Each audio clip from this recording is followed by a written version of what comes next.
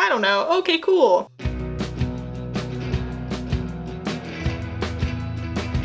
Hello friends, my name is Emily, I'm the Bi, and here are some books off of my bookshelf. So I have a lot of unread books on my bookshelf. In fact, over half of them, good bit more than half I think, remain unread, both on my physical shelf and on my digital shelf.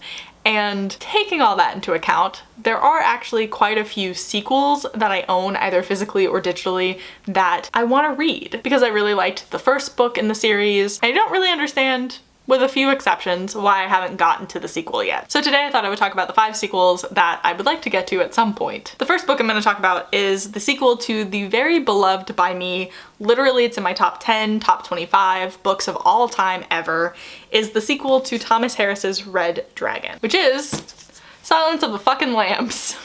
So, Red Dragon, again, is one of my favorite books of all time. It is the introduction of Hannibal Lecter into the entire consciousness of pop culture. So, Red Dragon is a story of Will Graham, who is hunting the Tooth Fairy, who is also called the Red Dragon, based off of a painting. The Tooth Fairy is a man who is killing whole families and is brutal.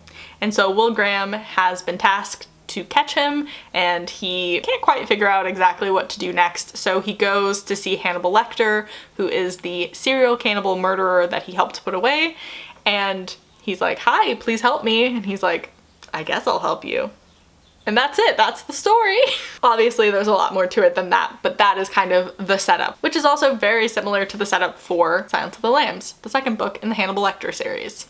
This doesn't follow Will Graham, although I think Will Graham appears in it, but it's about Clarice Sterling, who I believe has been tasked to try to figure out the psychology of and therefore capture a new serial killer who is kidnapping and killing women named Buffalo Bill. She goes to Hannibal Lecter.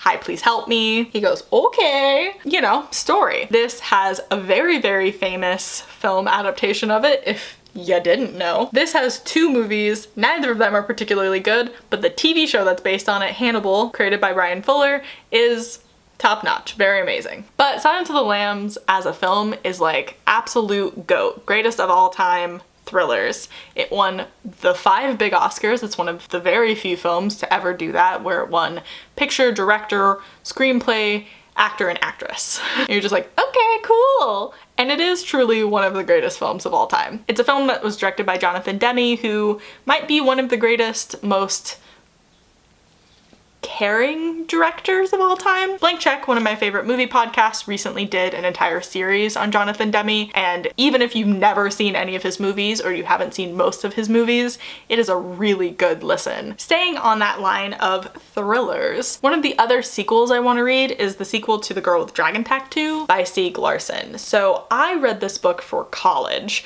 because Megan and I both read it and watched film adaptations of it and did like papers and presentations for it for our film adaptations class for extra credit.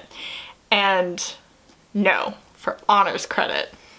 Trying to stay in that honors college, my dude. And I really fucking love this book. The 3 books in the series that count were published, I think, after Stieg Larsson's death, which is why the other books don't count. Fuck off, because he did not write them. And I own the sequel, which is smaller, and I kind of hate it, which might be the reason that I haven't read it. I don't like, this is a much more aesthetically pleasing size. But I have The Girl Who Played with Fire, which is the second book in the series, and I would like to read it. I think this book goes far more into Lisbeth's kind of backstory and the psychology of like who she is, what she's doing, why she's doing stuff, why she has become entangled in the things she has become entangled in. Love that bisexual. You know? Speaking of bisexuals, the next book I want to read is actually the sequel to a really great young adult historical bisexual romp, which is Mackenzie Lee's The Gentleman's Guide to Vice and Virtue. I really love this book. It is, again, a fun bisexual historical romp. I have the sequel digitally, The Lady's Guide to Petticoats and Piracy, which is about his younger sister who is asexual, and hello, I would like to read that, please. Also, the 3rd book's coming out at some point, and it's about their younger brother, and I'm like, I don't know that I need that, but interested to see what's going on there. Gentleman's Guide is about Henry Montague, who is going on his like grand tour. Yeah, his grand tour of Europe, which he's just a rich boy.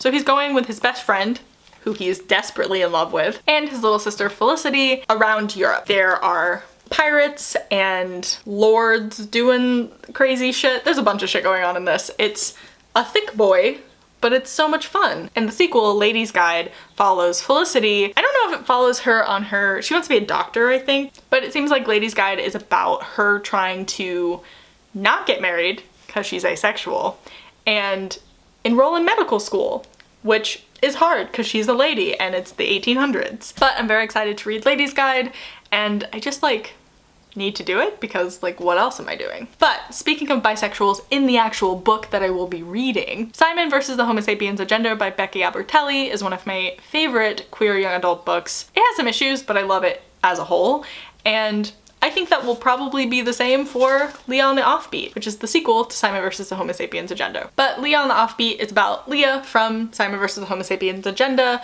who is Simon's best friend, and she is in a band, being a drummer, and the band starts to break up, and she's bisexual. Also, the other girl in Simon versus the Homo sapiens Agenda, Abby, is also bisexual. They're both in this, chit-chatting about that. I don't know anything else about the plot of this, but I'm sure it will also be fun and charming. I know that some people have some issues with the way that bisexuality is talked about in this, and I'm very curious to kind of have an opinion on it in a real concrete way. And then finally, lightly queer, but not quite, is the sequel to Lesson Zero by Bret Easton Ellis. So Bret Easton Ellis's books are all written in the same universe, but there's only one that actually has a direct sequel, which is Lesson Zero, and that sequel is Imperial Bedrooms. So Lesson Zero follows a group of high school students, well, I guess they're college students now, in the 1980s, like early 1980s, who are doing lots of drugs, having lots of sex, being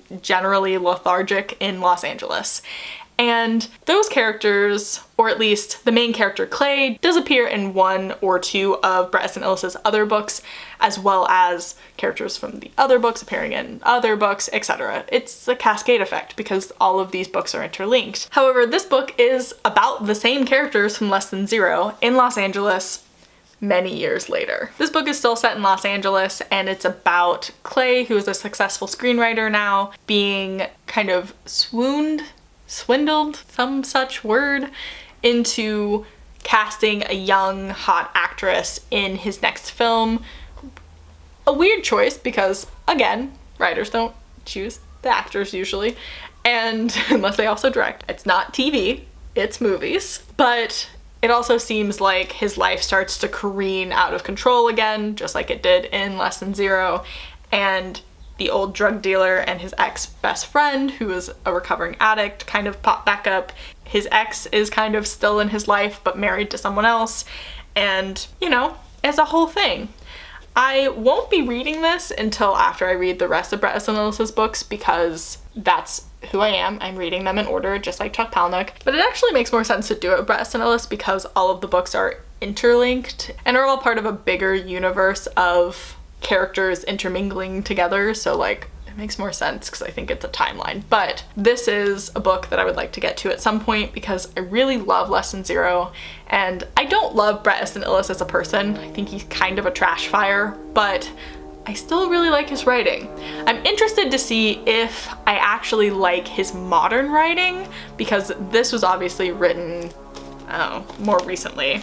Okay, well, this book was written in 2010. Technically more recently than Lesson Zero, which was written in the late 80s. But early 80s? When was this book written? 85, so like mid 80s. But I'm interested to see, I'm sure he sucked as a person, as a teenager as well, which is when he wrote this, but I'm interested to see if I still like his writing as a shitty adult. It's gonna be fun, is certainly a word. But I have multiple covers of Lesson Zero, and I was ecstatic to find this cover, which matches the Imperial Bedrooms cover. So, you know, I like that aspect, I guess. Those are 5 sequels that I'm hoping to get to at some point. Maybe not during this quar, but at some point. I definitely have these on my list of books I would like to get to sooner rather than later as a whole. And you know, they live on my bookshelf. So you know, they stare at me because they haven't been read yet. And that's motivating, I suppose.